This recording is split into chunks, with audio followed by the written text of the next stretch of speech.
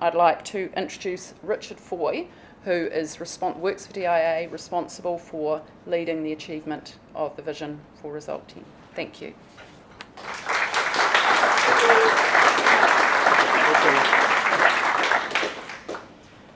Can you believe that I didn't get a proper name tag?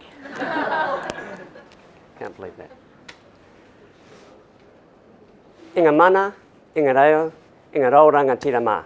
Tēnā koutou katoa. Ka nui ngā mihi kia koutou. Kua... Whoop, my te reo is not as good as my Klingon. Kua tai mai e riro te kōpapapai, te kōpapa rangatira, me te kōpapa kotahi ai kato, tātou. Well done. Wait a sec, I better flick on the... Now in Klingon? Yeah, now in Klingon.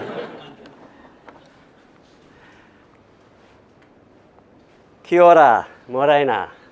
That's a lot easier.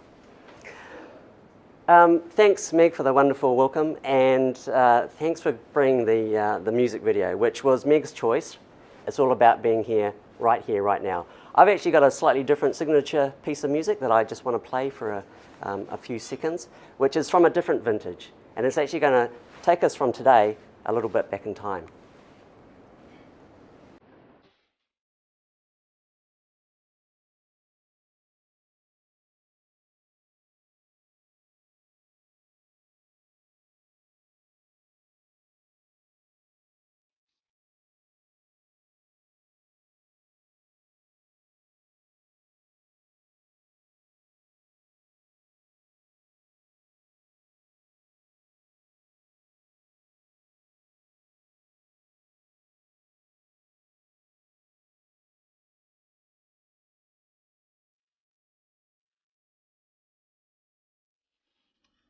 It was October 31st, 1963, when Bob Dylan finished the studio recording of that iconic album and that titular song, The Times They Are A-Changing. It's a song that's stood the test of time. I think it's a song that is a testament to that time back in 1963, which was, for some of us, well, actually not me because I wasn't born then, but it was a time of great change. It was kind of the height of the American Civil Rights Movement, which saw hundreds of thousands of people stand up and march against social inequity and injustice and prejudice, galvanized by great leaders like Martin Luther King. It was in the middle of the Cold War, which was raging between the superpowers, led by the US and the NATO forces versus the Soviet Union and the Eastern Bloc nations, and an escalating kind of arms war and arms race that almost brought humanity to the brink. It was also the race for space, which should have been kind of an honest, open exploration of the new frontier beyond our planet, but just became the next sort of battleground for geopolitics. It was an era that was marked indelibly, unfortunately, by the tragic assassination of JFK on November 22nd in Dealey Plaza, Dallas, Texas. So Dylan's song, was very much a reflection of that time. It was part protest song. It was part anthem for political activism and social revolution. But there's also a timeless aspect to his song. There's a timelessness to it that speaks to me and resonates with me today in 2014 as much as it did, I'm sure, for people in 1963.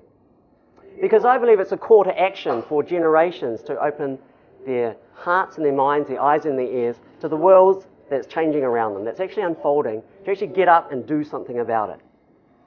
If we fast forward about a decade and a half, there was another social revolution going on, this time by a couple of upstarts, Bill Gates and Paul Allen, who were the founders of Microsoft.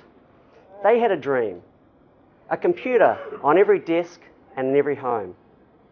A computer on every desk and in every home. And you have to remember that in the late 70s, Bill Gates was quite a young man, straight out of Harvard. He had started a company in Albuquerque, New Mexico with Paul Allen, his schoolboy chum, and they had this dream, which, given the very meager resources of that small company, is kind of like their moonshot. How we're going to get people to the moon, to have a computer on every desk and in every home. And almost 40 years later, that dream is almost fully realized. You think about it, you go into any workplace on your first day of work, and you can expect to have a computer on your desk, unless you work for Internal Affairs. That was a cheap shot. That was out of line. Is Chris East here? Chris East? No, okay. No one tell Chris East that. Yeah. That was out of line. All right. It's funny though. No, so a computer on every desk in every home, it's kind of what we expect. But even that era is kind of gone. That's yesterday. Because on June 29th, 2007, Steve Jobs and Apple released the iPhone. And now it's not about a computer on every desk in every home. It's a computer in every hand and in every pocket. And maybe, one day, who knows, a computer on every eyeball. Hopefully not, actually. These look terrible. So there's a kind of bit of a difference between the vision that Gates had and that Jobs had. Gates didn't necessarily think about the internet, didn't think about these computers talking to each other to form a global network. Whilst when we think about the mobile revolution and iPads and tablets and mobile phones, they are nothing without a network and that network effect. A network which started at the end of the 60s by a couple of boffins in UCLA who connected their computer to a couple of other boffins at Stanford University. That was the kind of first government-funded network, which we know as the ARPANET. The ARPANET begat the internet. The internet begat the World Wide Web. The World Wide Web begat this thing that we tend to refer to today as the digital environment, which is a planetary scale network that connects our devices, our information, our services, even our consciousness. It's the basis of many economies, of markets, commerce, and public services. So result 10 is kind of like the convergence or the collision of better public services meeting the internet, or as we say, better public services digitally. New Zealanders can complete their transactions with government easily in a digital environment. It's about this fundamental shift away from this notion that New Zealanders have to line up and get in line, in queues, when and where we tell them in order to get service. Whether that's sitting idly on a call centre call line waiting for an agent. But it's not about just being digital. It's also about fundamentally rethinking the type of relationship that government can have with New Zealanders. Mind the gap. So I like using this metaphor because it paints government as a big kind of ugly beast. As a geek, I really like this metaphor. Dun dun dun dun dun dun dun dun. Pew, pew, pew, pew.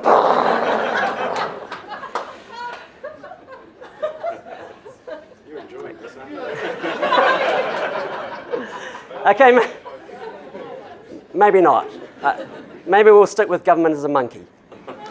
Okay, so government as this big ugly beast, but actually doesn't necessarily need to be that way.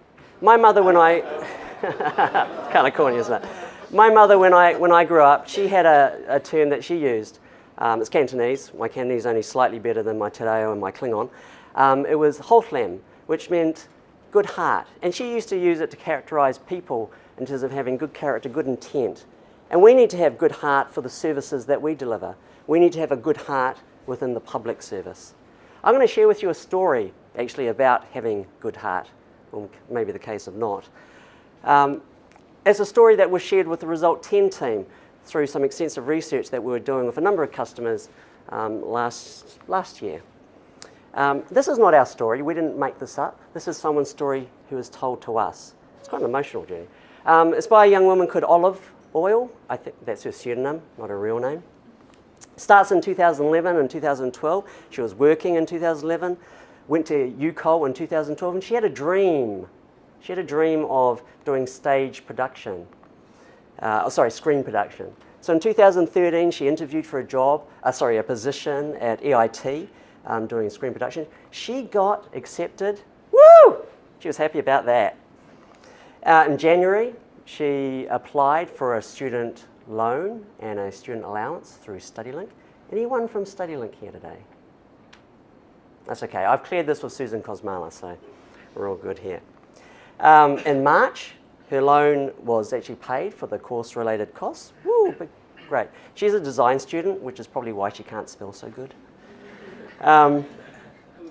That's mean, because we've got some good design people on our team. So sorry, that wasn't meant to be a thing. Yeah.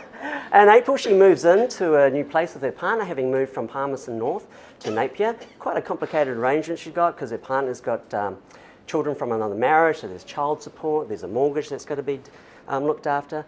So getting the money coming through is pretty important. By May, she's realised that her allowance hasn't been approved, and she's wondering why. She has a talk to StudyLink, and they're saying, oh, look, you're under 24, you need actually to have a particular form filled. And she says, well, I filled that form.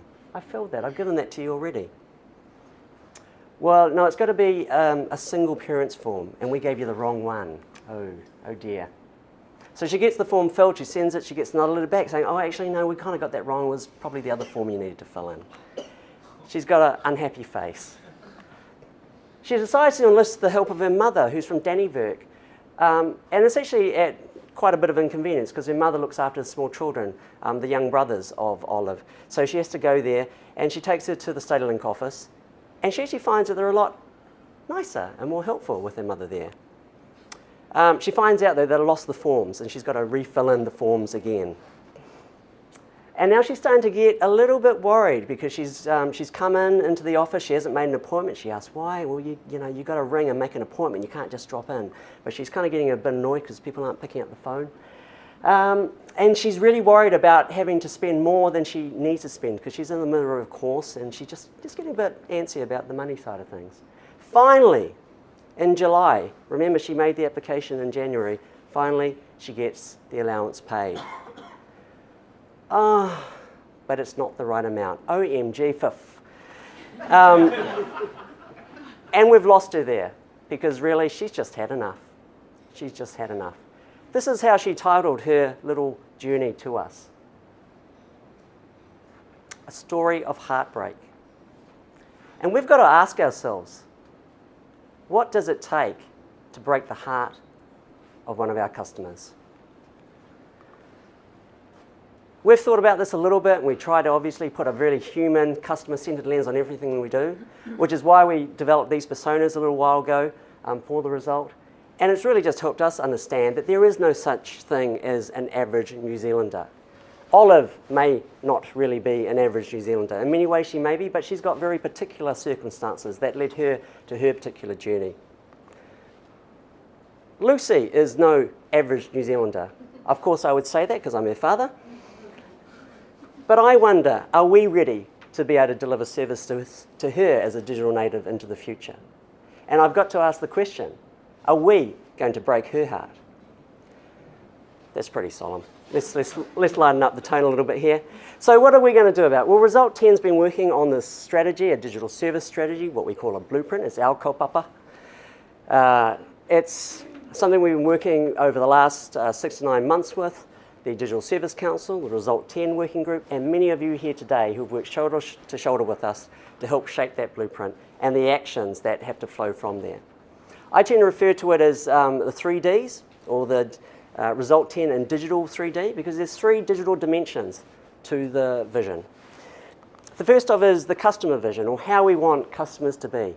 We want customers to be digital by choice. We want it to be so easy for New Zealanders to deal with the services and transactions of government in the digital environment that they would choose to do that. They would choose to do that. In terms of a service vision, we want services to be digital by design. We want them to be designed intentionally and deliberately for the digital environment, and we want them to be smart, seamless, and secure. System vision, which is how we want the system or the public service to be. We want the system to be digital by default. We want integrated digital service delivery to be just the way we do things around here. It's the way that we think about services, it's the way we design them, it's the capabilities for running them, it's just the way we are.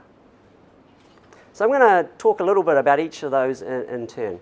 First off, around the digital by choice. The word choice connotes having a choice, not having choices taken away from you. So digital by choice is not digital by duress. It's not necessarily about shutting down channels and denying people access through traditional ways of getting to government. I personally can't quite conceive of a time in the near or even distant future where there won't be a need for people to sometimes talk to someone face to face or to talk to a person on a telephone line. But certainly we can move many, many more transactions into that digital environment. But we have to understand the very specific concerns and needs of those New Zealanders and those customers. And let's face it, the digital environment can be a pretty bloody scary place for people. There are cultural barriers, there are technological barriers, there are access barriers, physical barriers for people. We have this notion of assisted digital, which is how to help New Zealanders get online, stay online, so that they can transact with government. And that might involve providing them with help on the other line, on the other end of a telephone line.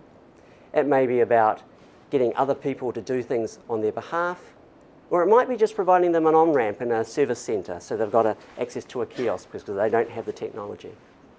One thing's for sure, with the internet and the digital environment, is that privacy is one of the most critical concerns that we must have at the forefront of our thinking and belief when it comes to the digital environment.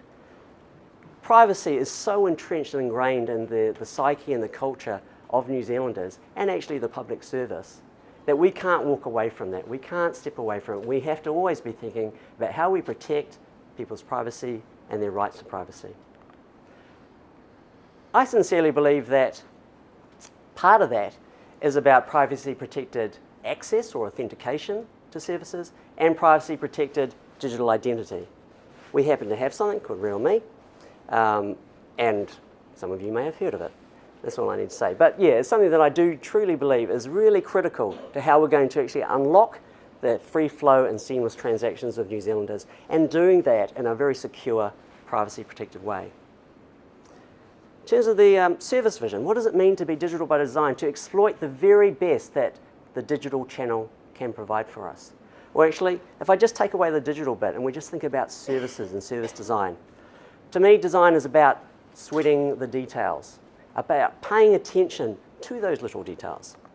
We're really good at attending to the population scale of problems and solutions. So we're good at designing policies and services that scale well. As a recovering architect, I know all about scaling systems, horizontal, vertical scaling. I'm not talking about that type of scale. I'm talking about the human scale of services. It's about making sure that when we design services, we attend to the needs of the individuals, the users, the customers who are actually coming to us, regardless whether it's through a mobile phone app or an online website or a kiosk or whatever. Because we've figured out that there is no such thing as an average New Zealander. Now I'm going to beat this point home a little bit. I'm going to share with you something to illustrate this point. Don't worry, this is all clean. A tale of three toilets. So I work for Internal Affairs. We have buildings all across Wellington. I work in 120 Victoria Street most of the time. I spend a lot of time at Waring Taylor. I go down to the National Library on Molesworth and occasionally to archives on Mulgrave. I have a lot of meetings, and occasionally I need to attend to my biological needs. And what I've been doing is I've actually been noticing, the actual experience of those toilets. Now, bear with me, guys. So here is the National Library. It's public toilets.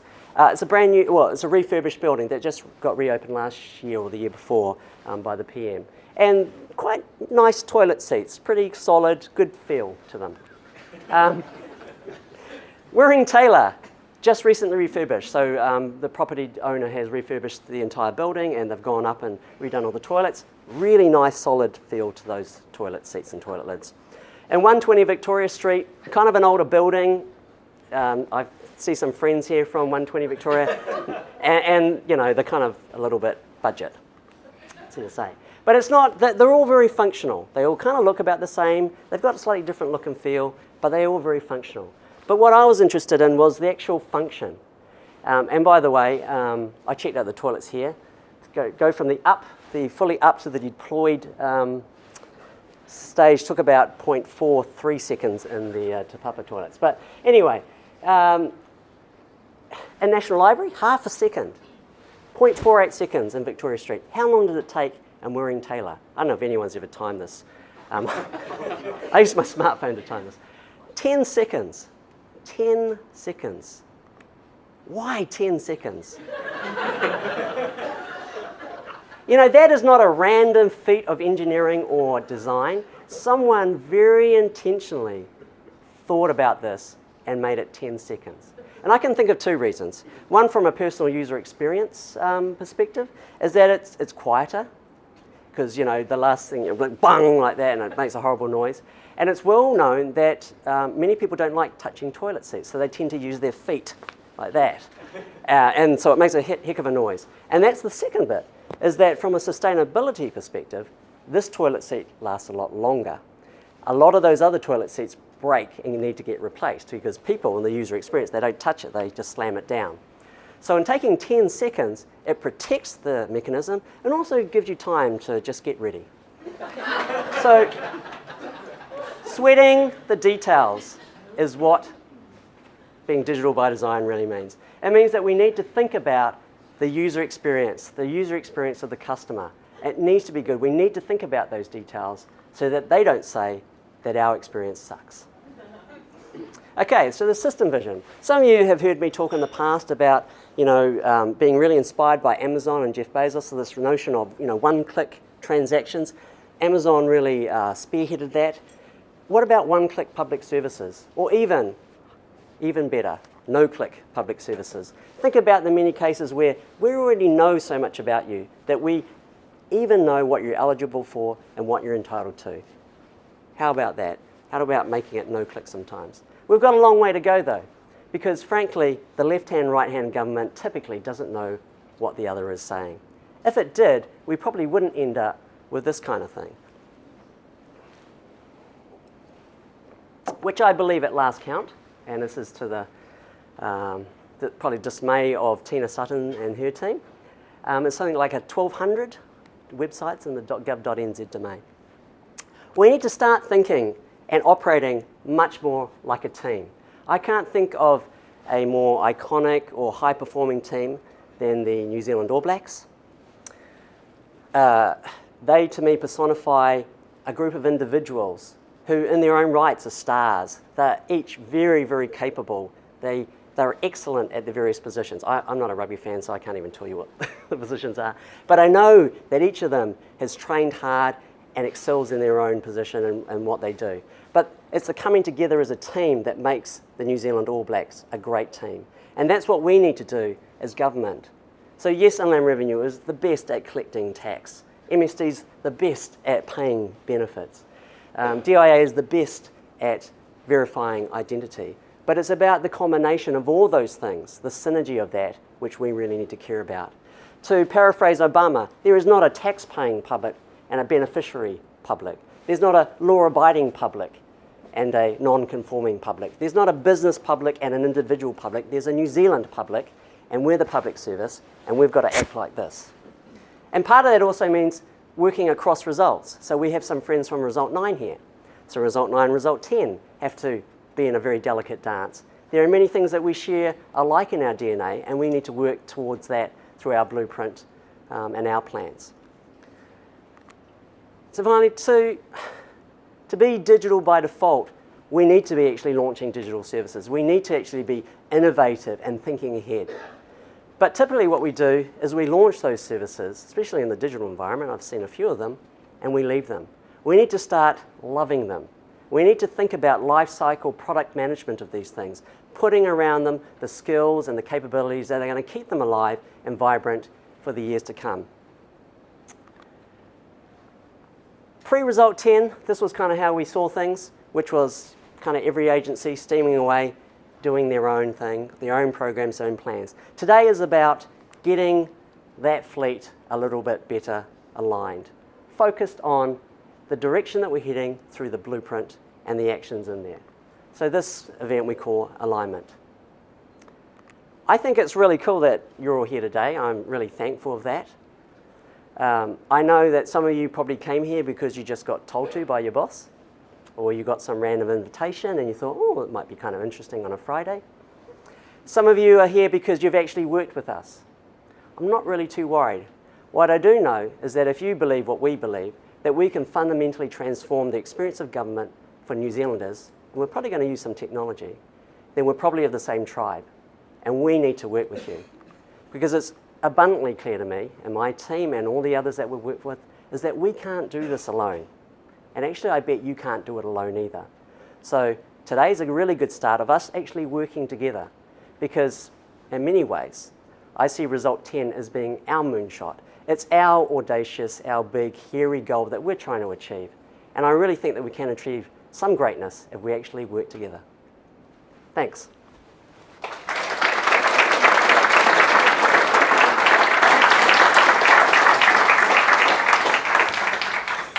So now's the point where I ad-lib some comments on Richard's wonderful speech. I'm not sure whether to start with reflecting on the toilets or if we want to listen to a quick clip of Kiki D and Elton John, Don't Go Breaking My Heart. But anyway, look, well done on the te reo. I thought that was fantastic. And Bob Dylan, changes are coming. Bit of a history lesson for us all there. I guess for me, it talks about how far we've come and how much we really rely on technology and how important the digital environment is. It is very clear looking at that and listening to Richard that people are genuinely affected by the way in which we provide services and the way we interact with them. And we need to be very deliberate and considered about the digital by choice for our customers and the design of those services.